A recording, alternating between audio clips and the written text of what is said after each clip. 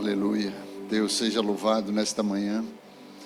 Shalom, a paz do Senhor Jesus, a paz de Cristo, a paz de Deus, seja conforme a sua saudação, que o Senhor seja louvado na manhã desse dia. Aleluia. Quantos estão felizes, alegres por estar na sua casa? Aleluia. Quantos nos visitam pela primeira ou segunda vez, permaneçam de pé, os demais podem assentar-se.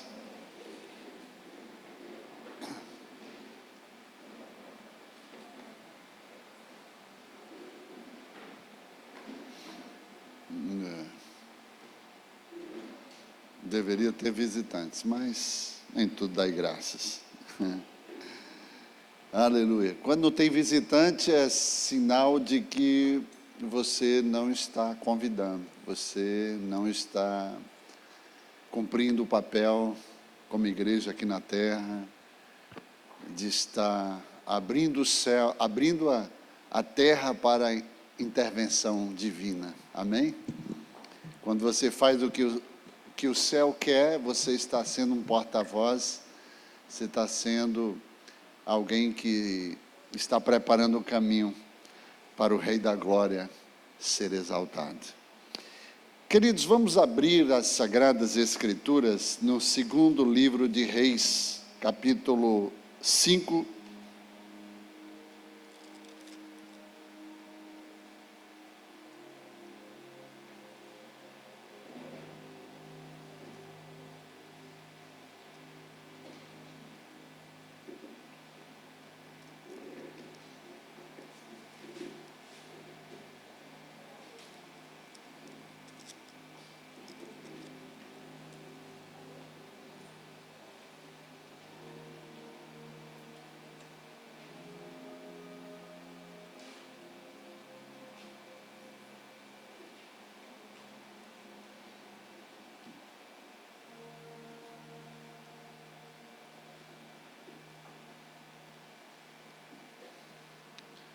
Segundo livro de Reis, capítulo 5, versículo 25 a 27.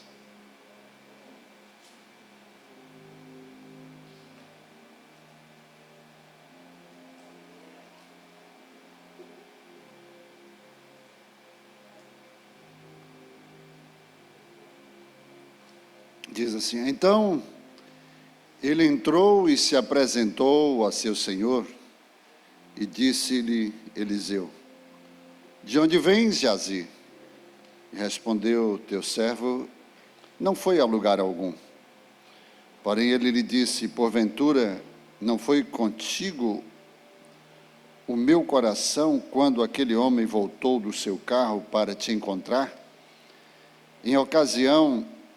Era ocasião para receberes prata e para tomares roupas, olivais, vinhas, ovelhas, bois, servos e servas?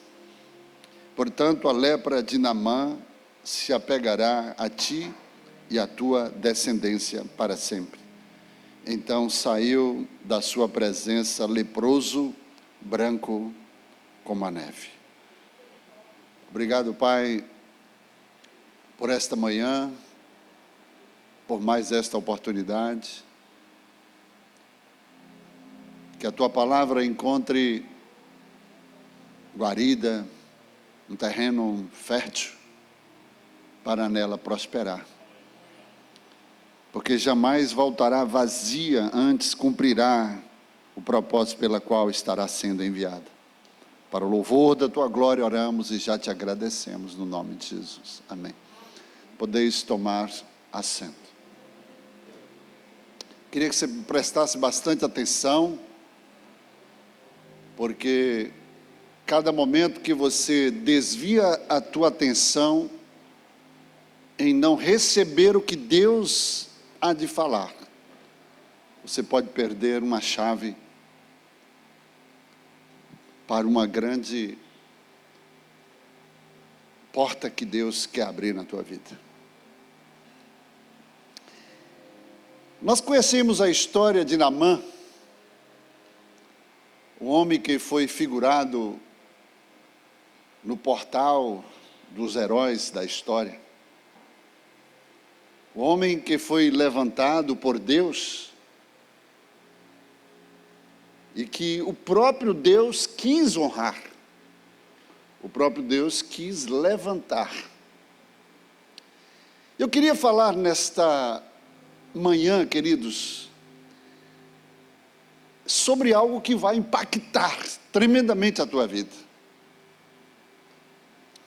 Nós precisamos ter muito cuidado quando nós atravessamos o caminho, tentando impedir que o propósito de Deus se cumpra através de um homem que Deus decidiu levantar. Naamã era um general, ele era o general, ele não era um general, ele era o general do rei da Síria, do exército da Síria. Homem que tinha muitas condecorações, tinha muitos méritos, um homem de muitas conquistas, muitas guerras, muitas vitórias, e por isso gozava de muito privilégio diante da Síria e do rei. E a história começa dizendo que Israel havia sido saqueado, né, pela Síria. A Síria invadiu Israel, né, despojou das suas riquezas e levou consigo muitas pessoas como escravas. Era costume naquela época.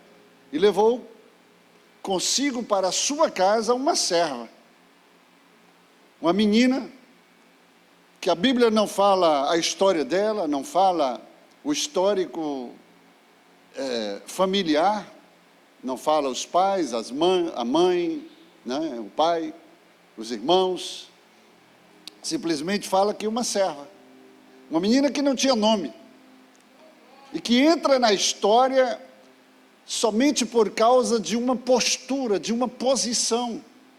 Ela tinha tudo para ser uma menina frustrada, decepcionada com a vida, estava na sua terra e de repente foi levada como escrava e foi parar nas mãos da esposa de Naamã. E ali, uma certa feita, ela entra na história se posicionando. Ela entra na história com um pensamento. Infelizmente, queridos, tem gente que começa a amargar a sua vida pelo momento que está vivendo. A sua vida, ela não é feita de momentos, como muita gente diz. A sua vida é feita de propósito.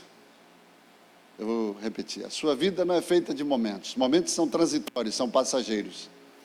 Mas a sua vida, ela é estabelecida pelo propósito que Deus escreveu, que Deus construiu, que Deus já assinou sobre o teu futuro.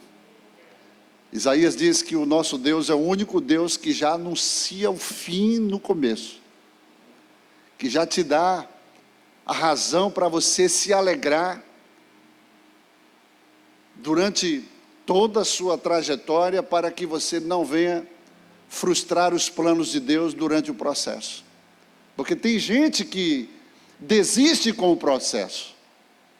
O processo é doloroso, o processo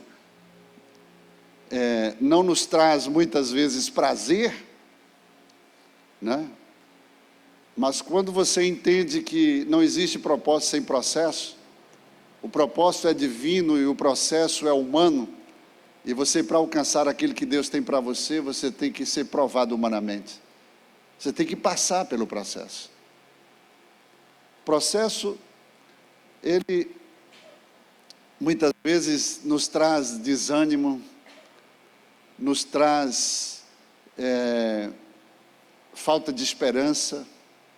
O processo nos traz uma sensação de perda, de demora, mas quando você entende que Deus está com você no processo, você passa a perceber que o processo ele é tão importante para você chegar ao propósito, quanto a ideia de Deus ter levantado você para cumprir aquilo que Ele já destinou você para fazer no seu reino.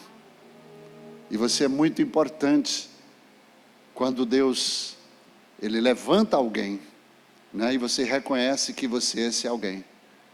Você se sente essa pessoa importante, né? Só o fato de você achar que você foi escolhido por Deus, você foi separado por Deus. Jesus disse: não fostes vós que me escolhestes, mas antes eu vos escolhi a vós e vos nomeeis para que vades e deis frutos e o vosso fruto permaneça, a fim de tudo quanto pedirdes ao Pai no meu nome, Ele vos conceda. Então, quando a gente está no propósito de Deus, queridos, é inevitável o processo, mas a gente tem a convicção de que, passando pelo processo, você vai ser treinado por Deus, vai ser preparado por Deus, você vai ser, né, guindado a outros níveis, a outras patentes, você vai ser promovido e Deus vai te levar a uma nova dimensão do Espírito, que você, aleluia, vai experimentar o que os seus olhos não viram, os seus ouvidos não ouviram e ainda não desceram ao teu coração, mas aquilo que o Senhor tem preparado para você. Então o processo é difícil, mas no final você sabe que ele se torna propósito. Não existe propósito sem processo, amém? Bom, a menina, ela podia amargar os seus piores dias, reclamar, murmurar, andar triste, revoltada na casa da mulher de Naamã. Mas quando ela soube que o seu marido era leproso, queridos, ela entrou em ação. Porque Naamã andava vestido com uma roupagem, né, de general, e ninguém sabia que ele era leproso pelo lado de fora. Só se dava conta quando ele tirava as suas vestes. Então ele tinha uma vida dupla. Ele via exteriormente como um general, como um homem de batalhas, vencedor, guerreiro, mas quando ele entrava na sua casa, ele tinha que ir para um quarto separado, não poderia talvez comer na mesma mesa com a sua